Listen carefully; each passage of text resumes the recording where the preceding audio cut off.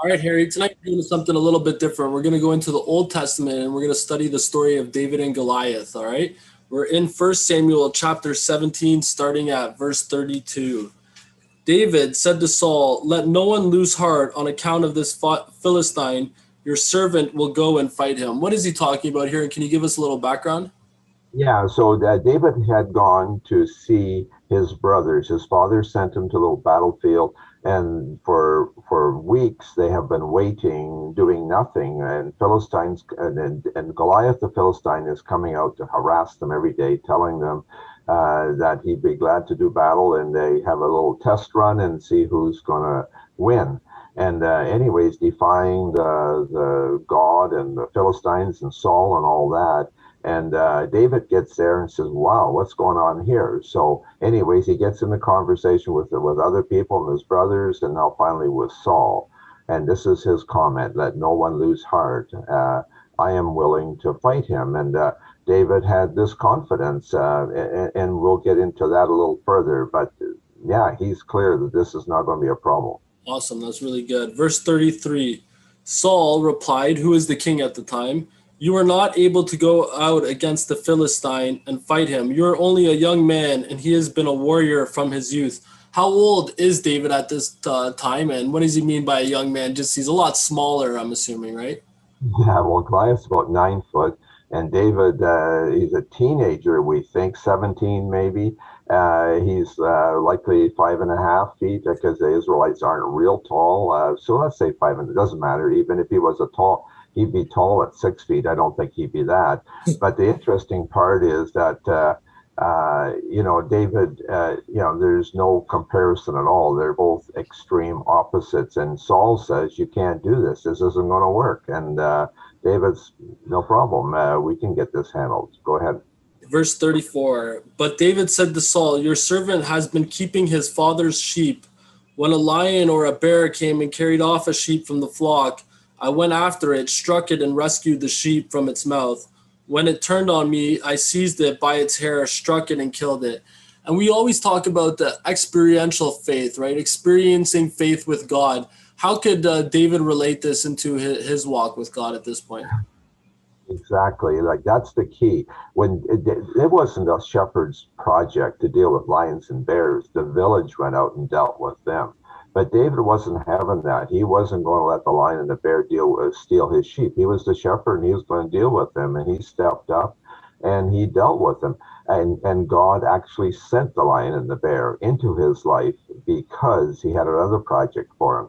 And David had that experience of knowing who God was, and he dealt with the lion and the bear, and he says, and God will help me with this one too. And we sometimes think struggles in our life are awkward, but David, he wasn't having that.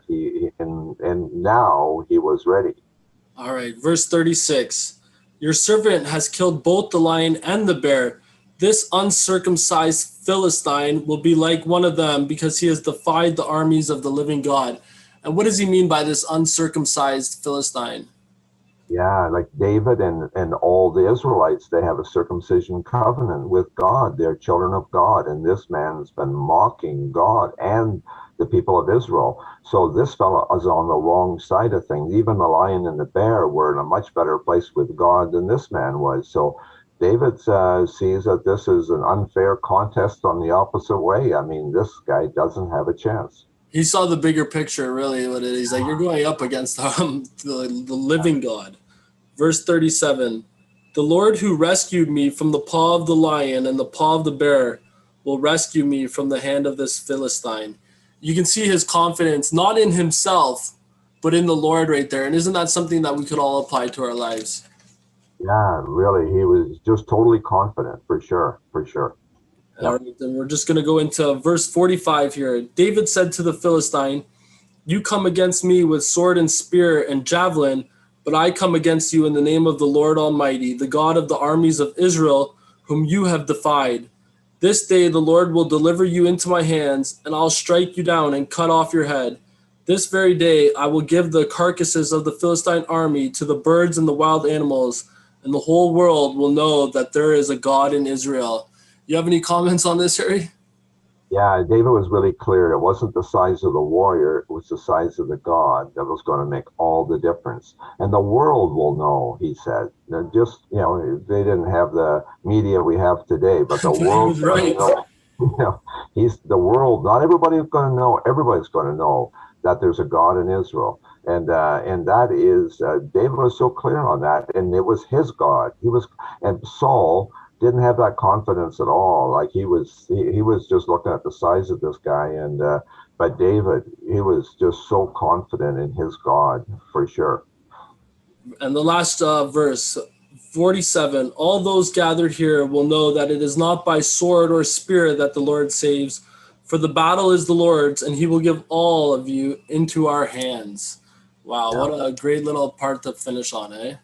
And that so anyway, so he was clear, and then we don't have time to read all the rest of it, but it's kind of interesting. David Stone had a stone in his sling, something he had always done. Is This is something simple. He didn't he and So what happened? David he saw the target. God gave him the vision as what the target was. So he saw the forehead that wasn't covered. He flew threw a stone with his sling into Goliath's forehead. He fell down. He grabbed Goliath's sword to cut off his head, and but it was all the way around. It was God ordained, and it was kind of interesting too to think that this Goliath even had an armor bearer standing in front of him. But Goliath was 9 feet tall. The armor bearer was like 6 feet, so there wasn't any problem skipping the stone above the first guy and catching the second one. And when Goliath went down for the count, the armor bearer would have head for the hills, and so did all the Philistines. But it's a beautiful story. But what the really special about the story is David's confidence in God, confident that this is going to go the right way. And he was the only one that saw that.